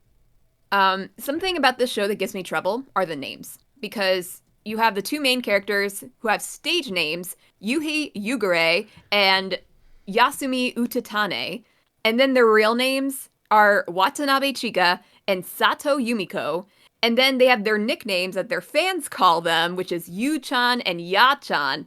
And when you combine it all with the fact that some of these characters are calling them by their first name or their last name, So cringe. and the fact that some of these names sound similar to each other, I am frequently confused about who they are talking about. Man. It's also strange that Yumiko and Chika are kind of leading double lives where no one in their classes know that they are voice actresses. It's kind of like a Hannah Montana situation. One of their classmates is even reading a magazine that has Yuhi Yugure in it, and the classmate points out, "Oh my gosh, that's Yuhi Yugure, one of the most popular voice actresses," and then looks at Chika, who is Yuhi Yugure, and has no clue that it's her. And they even do live performances. Like, people know who these people look like. They do live performances, and yet they are careful not to post pictures of their faces on social media. So it just doesn't make much sense in that aspect. And they don't even make themselves look any different. It's like Superman. Like, they just put the glasses on and they take them off, and they literally look the same. Anyway, I think the show actually has a lot of potential, and people who like anime business shows might want to check this one out for a couple episodes. Come on. What? Well, I was just thinking to myself, I'm glad you're feeling this because, sorry, I buried the lead, but because it just sounds like a show about people talking on the radio. It just sounds so fucking boring. It's really not that for the most part. Like, But a lot of the show is actually not their radio show. They just kind of cut to it, and it's more of like it's kind of like just a reason to get these two voice actresses to try to force this friendship, because they talk about being best friends on the radio, so they try to make it so they're not lying constantly. So they're like, "Oh, I know, like we'd rather do anything but other than hang out with each other, but let's go eat lunch together and let's have a sleepover just so we can say that we did," kind of thing. So it's mostly not radio business. It's probably 2 minutes every episode. It's actually them on their radio show. It's fucking called voice actor radio. I don't know. Is this like how anime or romance, but they never really do it? Any romance? Oh, there is some Yuri baiting in this show. Like the aforementioned third episode where they have a sleepover, they get in the bath together, and Yumiko is very well endowed, and Chika not so much. So Chika is so interested in her boobs that she asks Yumiko if she can grope her, and she's literally groping her in the bath. It's weird. It's just a bromance, Caroline. I don't know what to tell you. It's a homance. Yeah. Oh, God. How do you think Mitz and I grow our pecs? We grope each other's boobas all the time. That's right. That part I didn't exactly love about this show. He's right. I think I will. Wait, you're just going to brush over that? Mason drops a huge reveal about that, and you just brush over it? You gotten me very desensitized to strange comments, Mitz. Damn. It's your fault. She's too strong.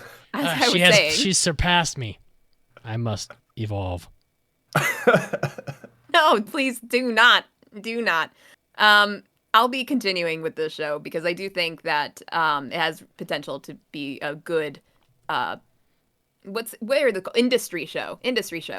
But I do have other shows I would like to pass instead. I would not mind this being a listener choice though, I don't think it will, because I think there are other popular shows that might pass instead, but yeah. Feel that shit. Decent.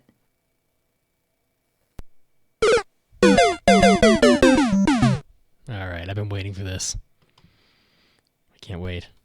I am going to do a review on Rinkai, which is a sub 6.0 anime on my anime list. That gives you any idea. So, by the way, I'm very happy I don't want to watch that voice actor radio show, but it doesn't seem like anybody is actually watching this. It's very far down the list as far as people watching it, so I think we're probably safe. That's not coming back. Maybe I should have passed it then. You're trying to play games? I'm trying to torture you, that's all. Oh, well, I get, no matter what. I'm already doing that enough this season. Okay, so Rinkai. So this anime starts off with like a bicycle racing event, which is immediately hampered by the fact that I'm gonna try to make this not too long. I'm watching the clock, which is immediately hampered by the fact that cycling is just not. I should say specifically when it's this type of cycling is not interesting. I don't know anybody who watches this at the Olympics. No one ever talks about it. No one cares. This is the cycling where you go around, where you're mostly going around like a circular track. It's like speed cycling or whatever. So, this anime starts off with them just sort of displaying that sport. And there's a girl that's involved in the sport whose name is Kurume. And she's like the current champion, I guess. And all these girls are watching her, and they get really like smitten by her. And they, you know, they're talking about her, blah, blah, blah. And one night at an onsen, one of the girls, I think it's Izumi. They're also like personality lists that I can't keep their names straight, but I think it's Izumi. There's a bunch of these girls though. There's like 6 of them, and they're all in this hot tub and they're all naked. And I'm thinking this is where we go immediately with the sports anime containing women. I'm just like, there's no reason why girls can't have a really good anime like a Haikyuu or a Major or something, but it just never seems to pan out. Even Princess Nine, which is that old classic baseball show, ultimately just ended up being about like who liked who, and it was barely about the fucking baseball. And now we're like 4 minutes into this anime, and I've got a lengthy hot spring scene where all these girls are sitting naked. I'm like, this can't. I was just like, this is wild. And then like as if by some ridiculous whim, they just decide that they're all going to become professional cyclists, even though to my knowledge, half these girls don't even cycle.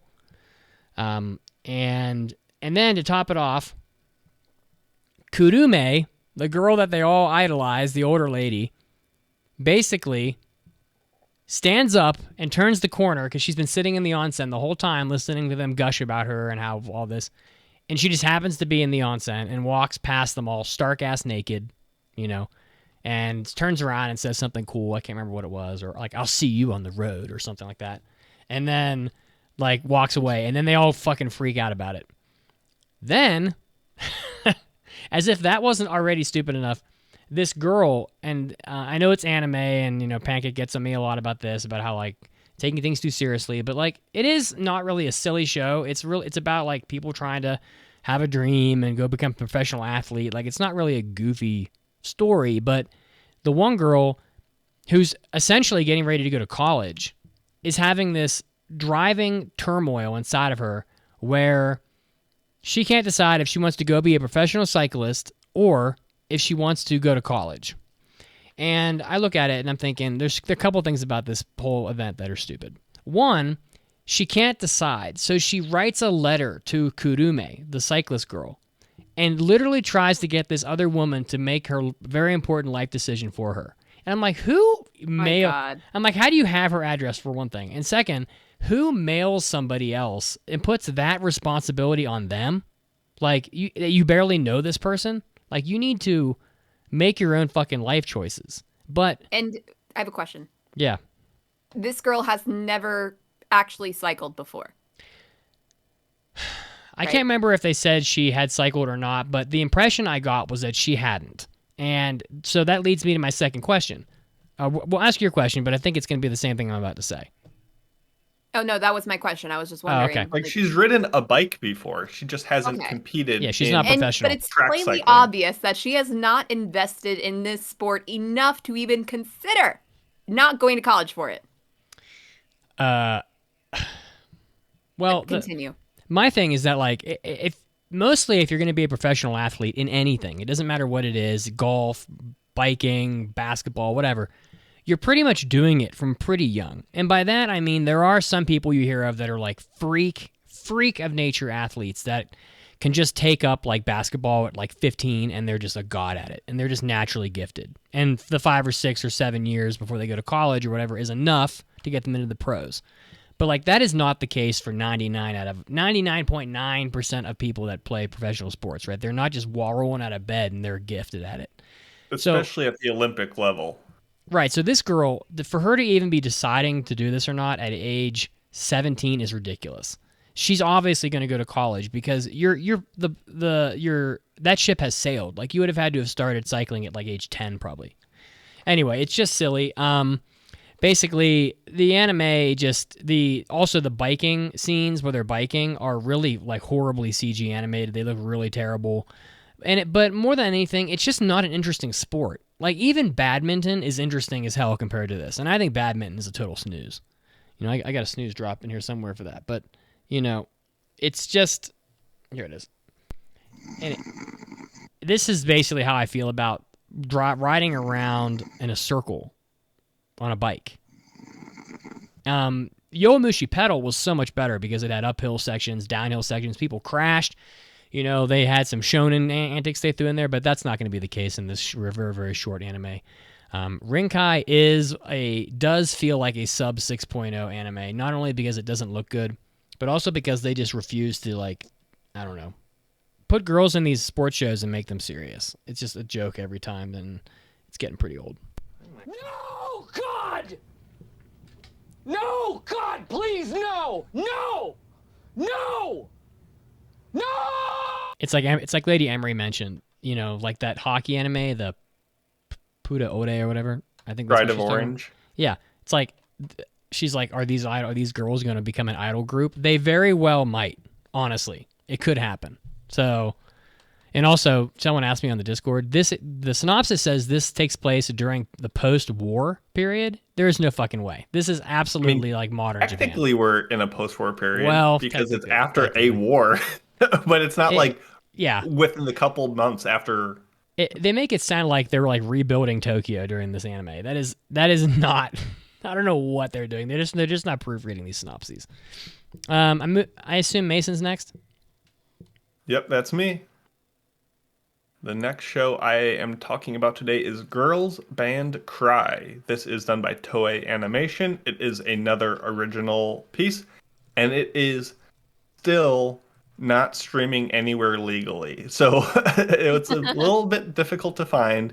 You're only going to see fan subtitles for now.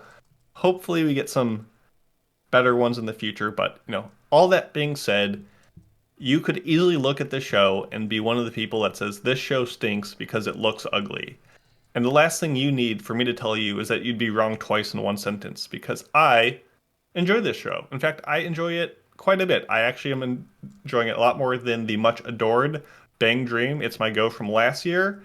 And I just think it's good. The characters are very solid. They are set in a world that feels realistic, where fairies aren't sprinkling melodrama dust into everyone's beef bowl. Like, these characters have issues, they have their drama, but it is not feeling so blown out and anime as a lot of these tend to be. This is a band show. It's about a group of people getting together to play music, and I like it. It tickles kind of this amusement of these clueless girls, as these very kawaii moe characters are literally full finger flipping people off, and you're like, haha, that's pretty neat. And there's just this undercurrent of believability in a lot of how the show presents itself, partially because of that kind of weird, unique visual strength of its CG, which I think is cool. Yes, sometimes the CG effects don't look amazing. It looks like a PS2 era Persona cutscene at times. Yeah. Sometimes our main character gets a little rambunctious Mass and a little destruction, angry, and she gets this like little dark like lines filtering out of her back like she's a freaking hedgehog. Like, some of it is not quite the best, but it does look good. And it's very just unique in how it's done. Yes, some of the industrial strength light bulbs strain my believability. Yes, they use a single drum set model for all the performances. Yeah, it's not perfect. But that said, even the moments that are a little bit tiring, like this main character who keeps on quitting the band that they're forming, is kind of used as a joke, where she keeps on running away at any sign of difficulty, to the point where at the end is she'll run out and quit on them, and they'll just be standing there waiting, like she'll be back in 2 seconds, and then she arrives back. So yeah, it's a little playing up to what we already know this genre goes for, but it's doing it very well. The biggest gripe I honestly have is that the performances that they do seem very shoehorned and kind of pushed in. For example, in episode 1, it's musicians that play on the street. You find a street corner and you plug in your amp and you play for people walking by. And those are not uncommon to find around Japan. So early in episode 1, this lady's performing her guitar and she's like encroaching on the turf of these other people. And they get in a bit of a spat and they're like literally chasing each other through the streets because they're like, she's like, hey, get out of my corner. And at the end of the episode, with like 2 minutes left, they impractically meet up and just join that group to play a song. And it just feels very forced, and they're like, oh shoot, we need to have a big dramatic music moment, so let's just put it in here. And it doesn't sound like a live performance. It sounds hyper crystalline and produced and just not authentic. But all these issues aside, all that, ranting and raving, I like the characters. I like seeing their chemistry.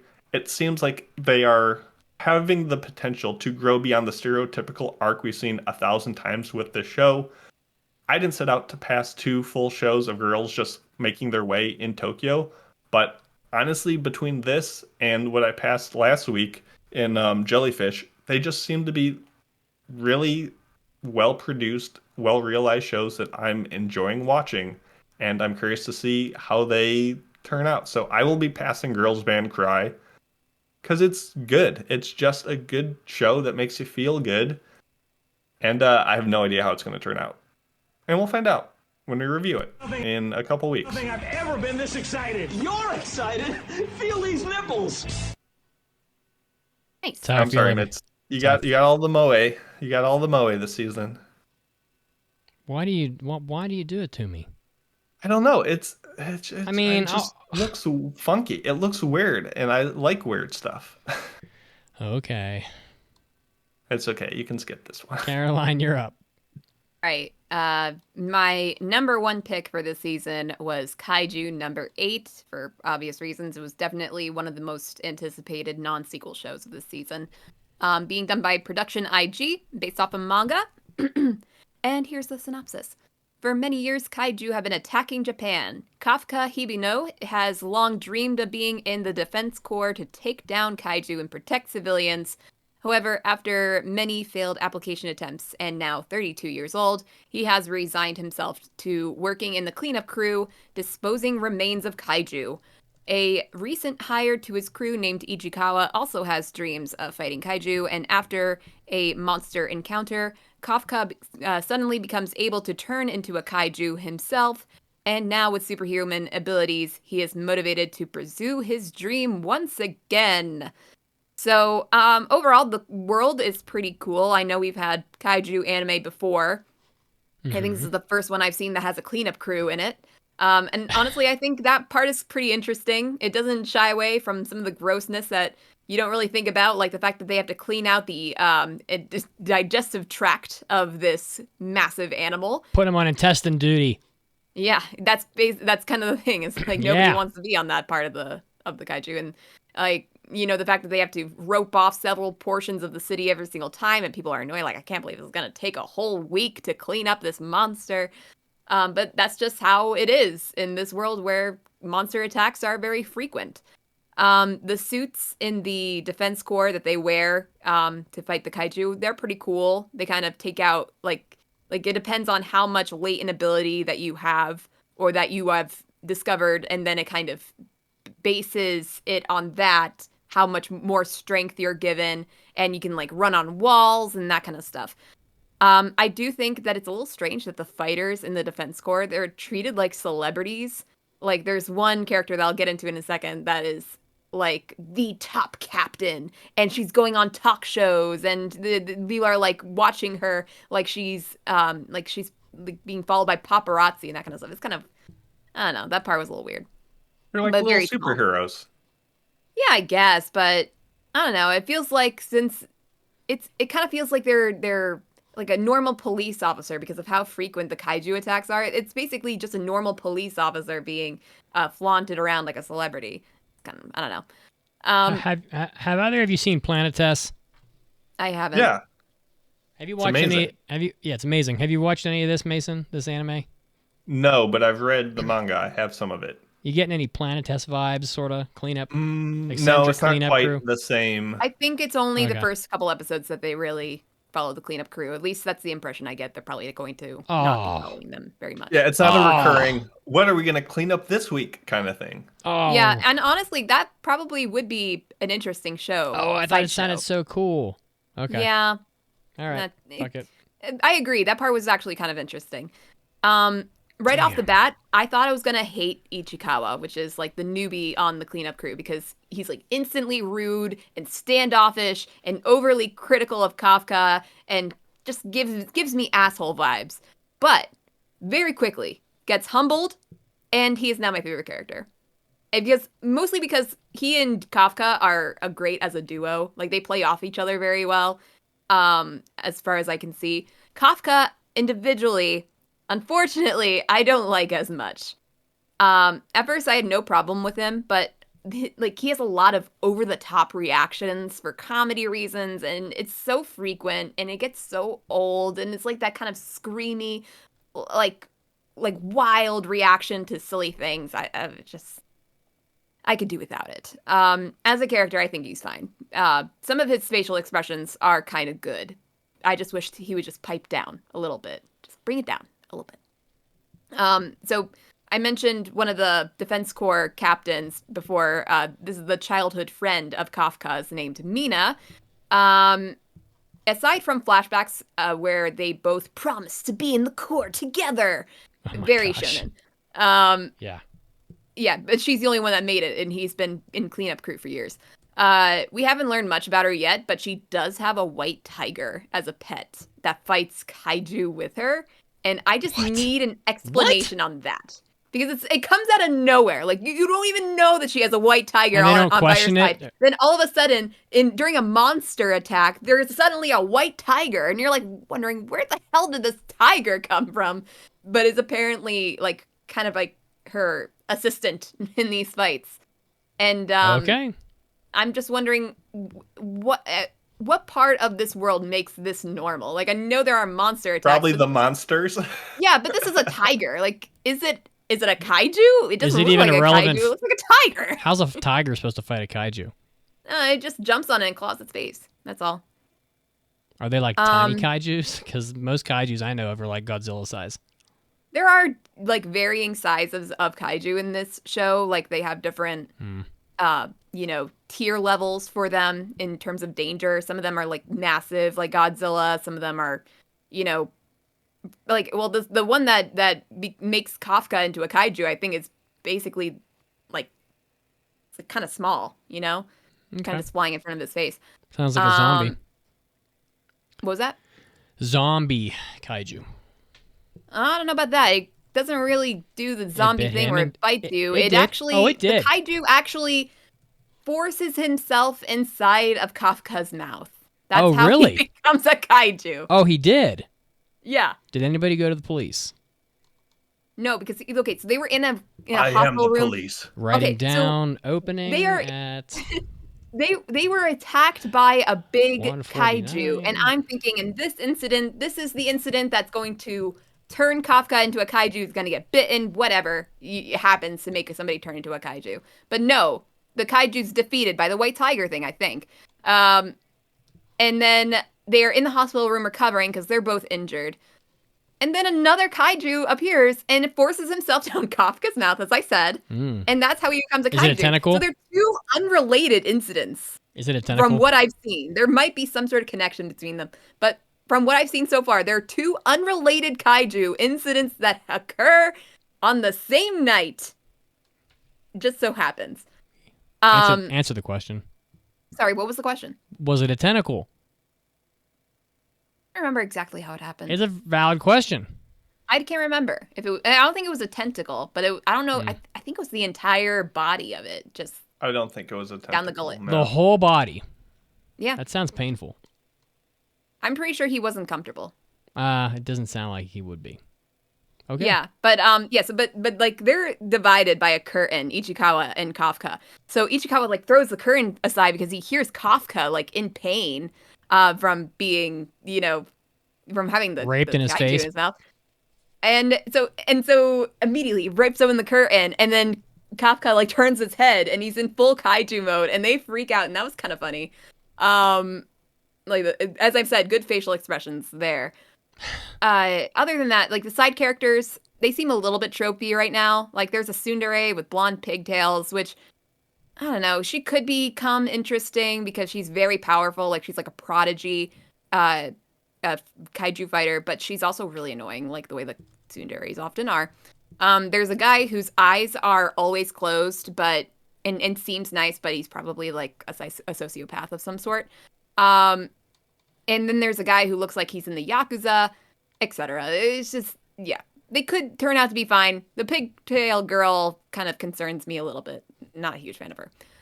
But yeah, 3 episodes in, Kafka and Ichikawa have not gotten into the core yet. Kafka's Kaiju ability is still a secret because they know once they reveal it, they're gonna be like guns are gonna be blazing. He's probably gonna be dead in 5 seconds. I hope that they could get to the part where he is suddenly a part of the defense corps soon, because 3 episodes in, it's only a 1-core season. You kind of want to get into the good fighting stuff. But it's easily one of the more exciting shows this season. So I'm going to give it a pass. Now you're a man! There you go. Now Nicely you're done. a kaiju. A kaiju. Yeah, I actually watched part of this show already, and I thought it was pretty good. So I would have passed it also. Wait a minute, so why were you acting Show. surprised that he forced himself down his I don't throat? didn't get that far. You didn't even get to the end of the episode? I saw episode 1, but I also fall asleep a lot while I'm watching anime in bed, so... I watched part of episode 2, but it's kind of fuzzy because I fell asleep, so... Okay. All right, am I up again here? Okay, I'm up. Bartender. The Glass of God. What the fuck? Oh, Bartender. What can I say about you that hasn't already been said from the prior anime? Basically, this anime is about a company, I think, that wants to find the perfect bartender for their new bar / hotel / whatever. Anyway, so they have like, they're doing interviews or whatever, where the person has to come in and mix a drink and show their skills. And the guy that's like interviewing them is super picky, and so he doesn't really want to take just anybody. So he rejects like the entire city of Tokyo, basically, I would say. And it's like, I'm thinking, dude, like a lot of these bartenders look fine. Like, why are you being such a prick? They never say why, other than the fact that they have just extremely over-romanticized the entire activity of bartending. Because, like, it's not that hard, right? So, you go to the bar, you order a whiskey and soda, they make you a whiskey soda. That's 90% of bartending activities, or like opening a beer bottle. It's not like making 7-layered liqueur drinks like this guy's doing in this anime. So I had a whiskey soda last night. It was good. It was overpriced. It was good though. And there's this guy that works for a place called Eden Hall. And I'm wondering if he's the same Ryu Sasakura that was in the original Bartender. Because I'm not sure if this is an exact remake or not, or if, let me see, Ryu Sasakura. Yeah, it's the same guy. It's probably the exact same story. Yeah, it is. It's the exact same anime. But, so basically, this Ryu Sasakura guy is pretty awesome at making drinks, and he does things that are impossible, like L from Death Note, where he'll just like look at you and go, I can tell that based on the ruffles on your skirt, that today was a really hard day at work for you. And because you are ages 20 to 25, I know that you're really trying hard in your career to become a vice president. And so I think you needed a drink that embodied relaxation but perseverance. So I made you, this is literally what happens. So I made you a Cosmo or something. And he'll, hand it to him. And then they drink it, and they have the Food Wars orgasm face thing where like, Oh boy. where they just like the background changes and they just freak out about some like, and that's like all that happens basically for the 3 episodes for the most part. I mean, they do bring this old guy down to assess him, and I haven't seen the original Bartender, so I'm not sure if they're gonna pick him or not. But at this point, they haven't. This anime is fine. I actually don't mind watching it at all. It's pretty good, actually, to be perfectly honest. I find the romanticization of bartending to be a little ridiculous. Really, you're just making a fucking drink, and there's nothing hard about it. Like, the people at any general bar will make you a Moscow Mule by pouring vodka and ginger beer with ice in a mug and putting like a thing of, and putting a tiny mint leaf on it. It's not hard. Okay, I can do it in my living room with no training at all. So I don't know why this guy's so like anal retentive about who he picks, but I think it's because they need to like elevate this guy to like a godlike level in order to make him, something worth watching on TV. That said, this anime is kind of boring. So I'm not going to pass it. I really expect that. I'm hoping that I have another show left that's better than this, and if there isn't, maybe I'll come back to this. But for the moment, I'm definitely definitely radio. Yeah, definitely not. Sorry. I tell you what, I will pass voice actor radio if Mason trades out girls band Cry. Mason just gave me a look. For what show? Oh, I don't know. That was a scary look. All right, so I'm failing Bartender for sure. I need a fail drop here. It is a travesty. There you go.